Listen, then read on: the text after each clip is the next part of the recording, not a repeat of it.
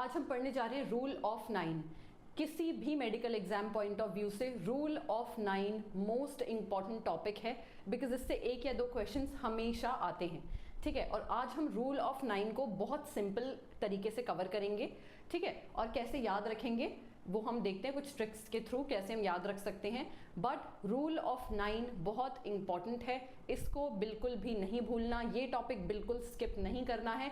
पूरी video and तक देखिए, जो रूल ऑफ 9 के बारे में आपको जानना है सब इस वीडियो में आपको मिलेगा। ठीक है, तो हम स्टार्ट करते हैं कोई टाइम वेस्ट किए बिना। रूल ऑफ 9, रूल ऑफ 9 पता चल रहा है कि ये कौन से न्यूमेरिकल नंबर 9 से रिलेटेड है। ये किन पेशेंट्स में यूज करते हैं? बर्न पेशेंट्स में हम यूज करते हैं, ये देखने के लिए कि एक्सटेंट ऑफ बर्न कितना है, पेशेंट में कितना बर्न हुआ है, टोटल जितना सरफेस एरिया कितना बर्न हुआ है।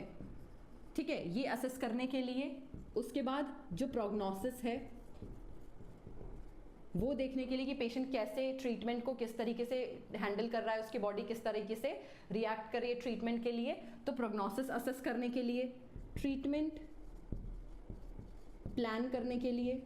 ठीक है, इन सब के लिए क्या जरूरी है? Rule of 9। अगर हम देखें बेसिकली रूल ऑफ 9 होता क्या है, तो अब हम एक डायग्राम बनाएंगे। ये एडल्ट्स में यूज करते हैं। ठीक है, ये किस में यूज होता है? एडल्ट्स में यूज होता है, क्योंकि चिल्ड्रन में और एडल्ट्स में जो बॉडी के प्रोपोर्शंस हैं उनमें फर्क होता है।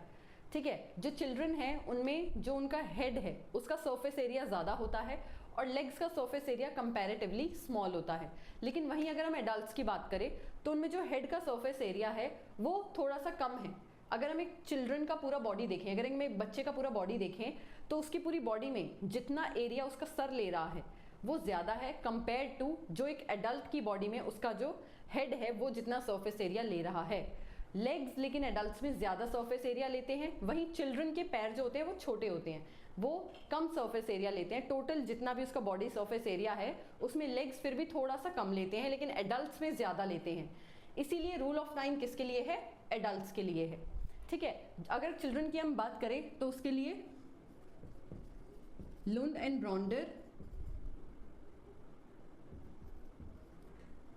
ब्रॉडर का एक फॉर्मूला है, वो यूज करते हैं for assessing total body surface area burned in children. ठीक है, ये किसके लिए है? ये है एडल्ट्स के लिए। अब अगर हम इसको डायग्राम के तरीके से समझें,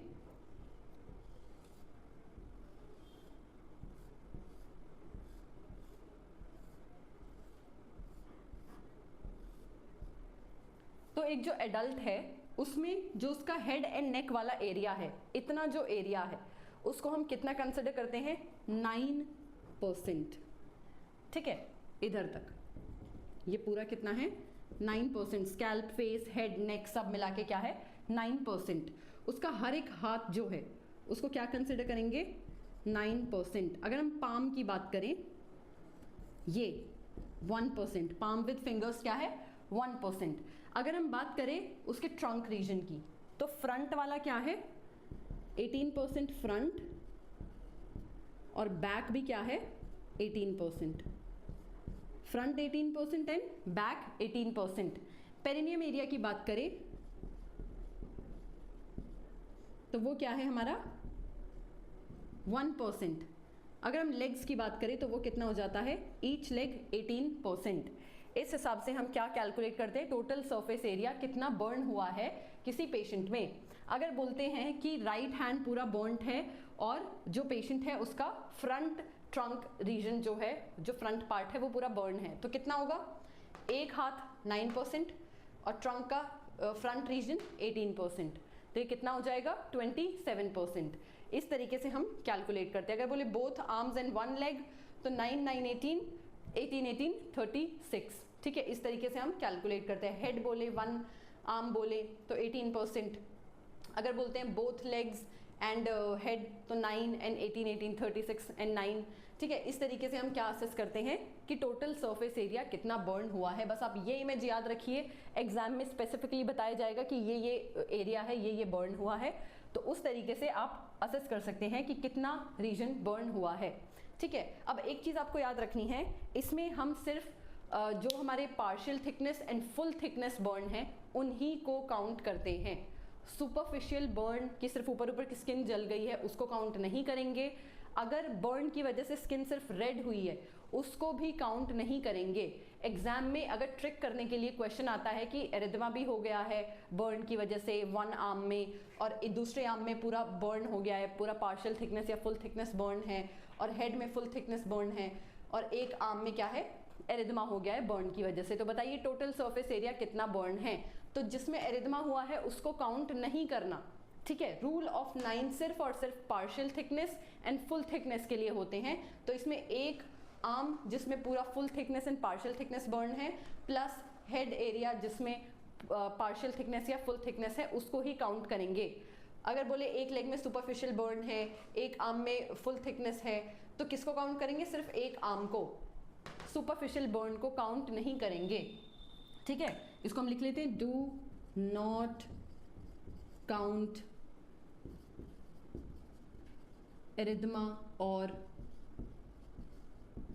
सुपरफिशियल बर्न्स, ठीक है। ओनली काउंट फुल थिकनेस और पार्शियल थिकनेस बर्न्स, ठीक है। अब हमने ये तो देख लिया कि बर्न रूल ऑफ 9 क्या है, ठीक है। इसको एक बार फिर से देखते हैं। हेड एरिया पीछे से आगे तक पूरा क्या है, 9%, पूरा एक हाथ क्या है, 9%, आर्म्स अगर सिर्फ पाम और फिंगर्स की बात करें 1%, फ्रंट थोरैक्स जो हमारा ट्रंक रीजन है कितना है, 18%, बैक क्या है 18%, पेरिनियम एरिया क्या है 1%, पूरा एक लेग क्या है 18% और दूसरा लेग क्या है 18%, ठीक है। वहीं पे मैंने बताया था चिल्ड्रन में अलग होता है। चिल्ड्रन में क्या हो जाता है, ये जो हेड वाला एरिया है ये भी बड़ा होता है, तो इसको हम क्या मान के चलते हैं, चिल्ड्रन में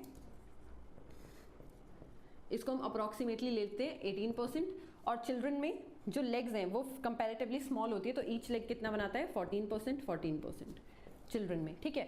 एक लेग कितना बनाएगा 14% चिल्ड्रन में 14%, और हेड एरिया क्योंकि एडल्ट्स के कंपैरिजन में चिल्ड्रन में ज़्यादा सरफेस एरिया लेता है हेड, तो वो क्या होगा 18%, ठीक है।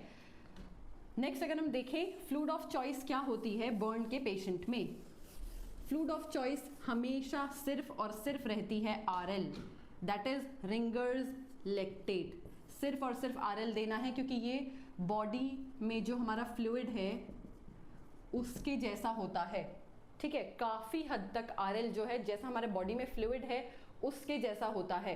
अब हम बोलेंगे NS क्यों नहीं दे सकते, क्योंकि देखो जो NS है उसमें जो क्लोराइड है वो क्या है अप्रॉक्सीमेटली 152 मिली इक्विवेलेंट्स पर लीटर होता है, ठीक है, अप्रॉक्सीमेटली 152, और ये क्या है हमारी बॉडी के लिए ये हाई कंसंट्रेशन है।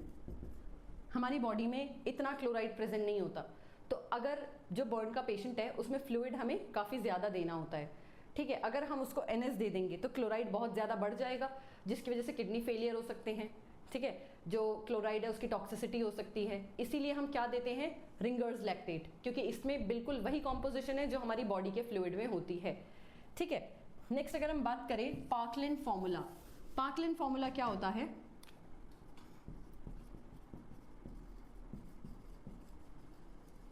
ये हेल्प करता है हमें देखने के लिए कि कितना फ्लूइड अमाउंट रिक्वायर्ड